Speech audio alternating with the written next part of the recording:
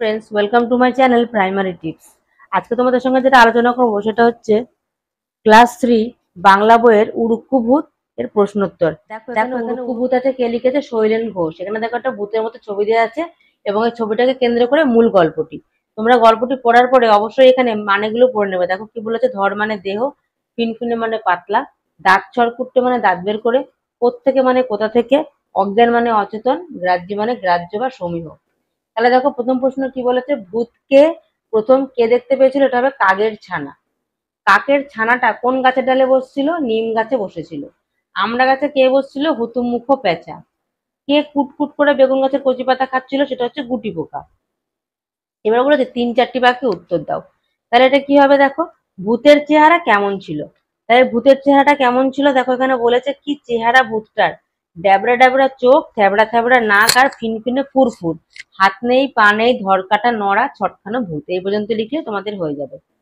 তারপর ২ নম্বরে কি বলেছে: ভূতকে দেখে হুতুমমুখ প্যাঁচার অবস্থান কেমন হয়েছিল।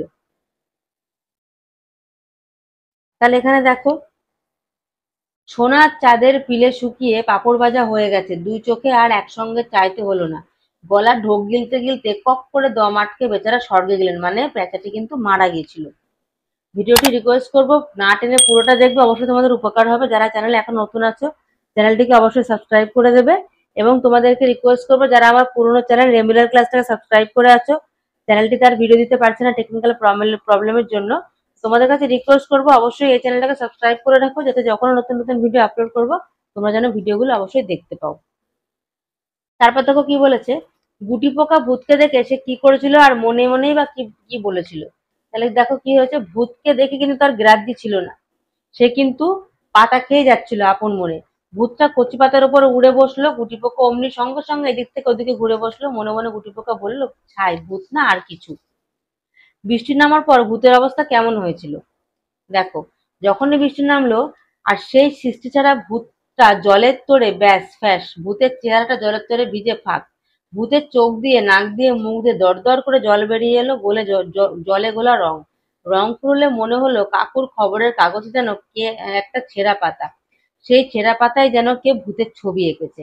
আসলে সেটি ছিল একটা পাতায় ছবি আঁকা। কে কোন গাছে বসছিল? গুটি পোকা বসছিল বেগুন গাছে, কাঠবেড়ালি ছিল পেয়ারা গাছে, হুতুমমুখ প্যাঁচা ছিল আমড়া গাছে এবং কাকের ছানা ছিল নিম গাছে। তারপরে কি আছে? কে কোন কথাটা বলেছিল? ও ম্যাগো জ্বলন্ত ভূত গো, বলেছিল কাঠবেড়ালি। কে রে? পেঁচা। কে মানে কান্না করছিল কে? কাকছানা। ছাই, ভূত না আর কিছু, এটা বলেছিল কে? গুটি পোকা। শূন্যস্থান পূরণ করো। হুতুমমুখ প্যাঁচাটা বা চোখের ড্যাশ ফেলে ডান ডান চোখ খুলে রেখেছিল। তাহলে কি ফেলে? পর্দা ফেলে। কাঠবেড়ালি পেয়ারা গাছের ডাল জড়িয়ে ড্যাশ হাওয়ায় দোল খাচ্ছিল। কি হবে এটা? এটা এটা তোমার হয়ে যাবে ঝড়ের হাওয়ায় দোল খাচ্ছিল। ভূতটা আসলে কাকুর খবরের কাগজ ছেঁড়া পাতায় আঁকা ছিল। ভূতটা বেগুন গাছের কাঁটায় আটকে গেল। এ ধরনের ভিডিও পেতে হলে অবশ্যই আমার চ্যানেলটাকে সাবস্ক্রাইব করে রাখো। ভিডিওটি ভালো লাগলে লাইক করবে অবশ্যই এবং তোমার বন্ধুদের সঙ্গে অবশ্যই শেয়ার করবে। দেখা হচ্ছে পরবর্তী ভিডিওর সঙ্গে। সবাই ভালো থেকো, সুস্থ থেকো, টাটা।